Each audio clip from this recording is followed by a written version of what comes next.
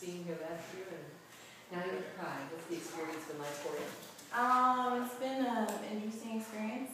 Exciting on my part, getting to come back and play against the Bandits.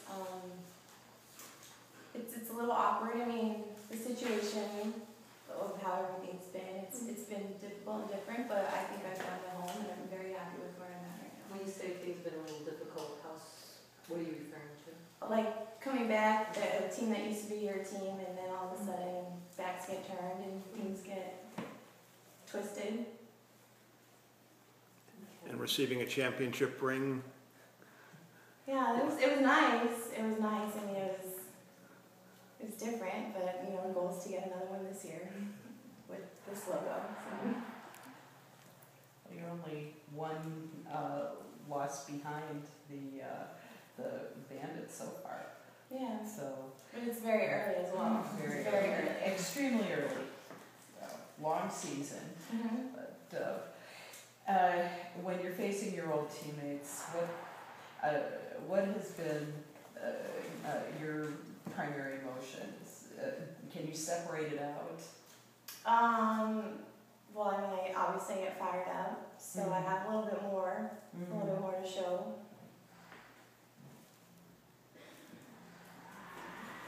Cat, question for you. This is your first game back. You had surgery in the offseason, correct? Yep. Was the plan for you to go 5 innings, or? The plan was just depending on my pitch count, and I was well enough after 4 to go ahead and go in the 5th, and I felt pretty good, and our trainer felt like I looked good, so got to let me go 1 more, and Jamee's completely unselfish and doesn't care. She only got 1 or she got 2, but she came up and said keep going, so. But yeah, it was just going to be based on pitch count, and it wasn't a specific number, it was just kind of a range. So you felt good out there?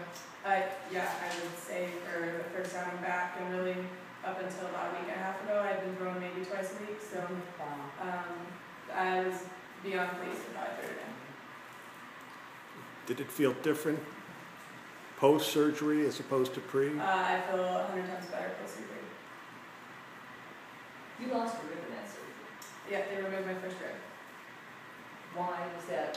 How does that impact your arm? Because this is what my rib was cutting off my nerves, so I was having nerve problems down my arm, which I would feel it in my muscles. Obviously, it felt like muscle pulls, but it was nerve.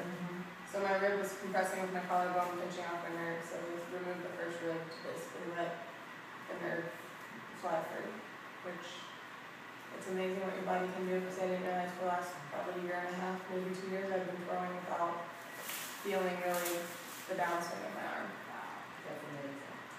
Yeah. I mean, just watch the way you threw, and you can't feel what's going on. And I didn't even know it until post-surgery. I go to throw, and all of a sudden I was like, wait a minute, I haven't felt this. And I don't know what's going on. Okay. Wow. Yeah. It looked like halfway through the game you were talking with your coach, and it almost looked like you were saying, I'm not snapping or I'm not snapping through. My timing is just a little off. So we're just kind of talking about body position. But the last 3 days have been great to have her set of eyes around, because I've also been trying to rehab with no pitching coach around. So, but you can only feel so much. You can't see yourself there. And what do you see, Jamie, when she throws? What do I see when she throws? Yeah. She's dirty. What do you mean when I see? She looks really, really good. Obviously, first game back and she went that long. That's impressive. Can you talk about pitching against Monica tonight? You guys were teammates on Team USA, 2 of the most recognizable pitchers in the game. Do you get a little bit more fired up when you guys are faced head-to-head? I mean, most people would want me to say yeah, but I'm going to go out and pitch my game no matter who on the other team in the circle. I think the biggest thing is the lead. Whether you have a lead or not is the only thing that plays a factor in my emotions. But tonight I wasn't worried about who they were throwing. I needed to just focus on getting a good start and getting a good feel so that way I can continue for that season.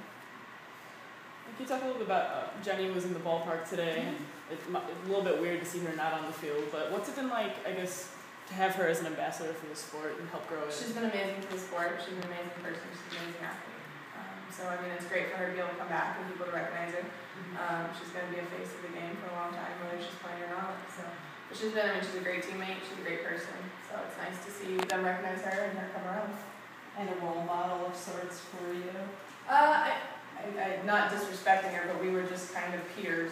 Yeah. I didn't grow. I was only a few years younger, so I didn't grow up idolizing her. But she was a great teammate. She was someone, I mean, we were both obviously rookies on the Olympic team at the same time and such. Right. So she's a great teammate and always has been supportive, but not disrespecting her in that regard. We're just too close in age. Understood. Yeah, you've been coaching during the off season, and you run the camps and things like that. Has any of that helped you make your comeback? Have you had to retrain yourself or anything? Have you learned anything about yourself from coaching others that has helped you? No, I mean, I think coaching is something I love to do. I think I can take what I do on the field, and I think if anything I can use. I mean, we had a kid that blew out our knee, and so we were going through the same thing, and she kept getting discouraged. So I think if anything, I can talk to the kids about coming back from an injury, and this is actually the second one that's put me out for a while, so I know what it's like. And in that regard, especially this year, they saw it, and they would see me rehabbing at the same time that they were in our school training room, because I'm fortunate enough, the trainer at our school is the one who's been working on me for about 8 years, because she was at Texas the time I was there. So they would see me rehabbing, and it kind of was like, okay, and practice what you preach. The more we talked to them about rehabbing and getting stuff, and they saw it. So in that regard, it helped. But as far as throwing, I'm pretty locked in on what I need to do. So there wasn't a whole lot new going on. This is a little off of the subject, but there's no softball in the Olympics this year. What's your reaction? I can't lie. Every time I see it on Twitter, I get a little angry. When you see, London in however many days, it gets to you a little bit. Just because I feel like everyone did such a good job of throwing this sport that it's a shame to see it out so soon. I mean, really, we're only in 4 Olympics, and that's real soon to knock us out. So it's unfortunate, and it's really, I mean, it's disappointing and sad, and I don't know. Is it? It gets me a little upset. Yeah. Yeah, for sure. There has been some also on Twitter and Facebook and things like that, an attempt to organize a bring back the Olympic softball. And are you going to be a part of that, or? I mean, I don't know exactly what everyone's trying to do. The hard thing is it's a big. I mean, like everything in life, it's political. Not gonna lie. So you have to win over the right people, and I mean, if there's ever an opportunity, I'll do what if they'll do something that they need us to. But all the backing as well. It's great to show the support. It's kind of there hasn't been a real there's been IOC organized an athlete summit that select people into, but other than that, we kind of have to wait and see. And when they tell us what we can or can't do, go do it, and I'll be right there along with everyone else. We talked with Jenny earlier and asked her if she thought that having the Olympics kick out softball, if that's actually not going to lessen its time, but it's had a positive impact on the NPF because the girls are not going to Team USA right now. They say, well, if I have a choice, it's just pro or not. Not really. I think it depends. I think it depends. Some of us were forced to choose one way or another, while other people aren't. And you'll see rookies that play USA for half the summer and then come play in the NPF. So I think the NPF is the biggest thing. The biggest thing for the NPF is it gives 80 girls a chance to play instead of 18.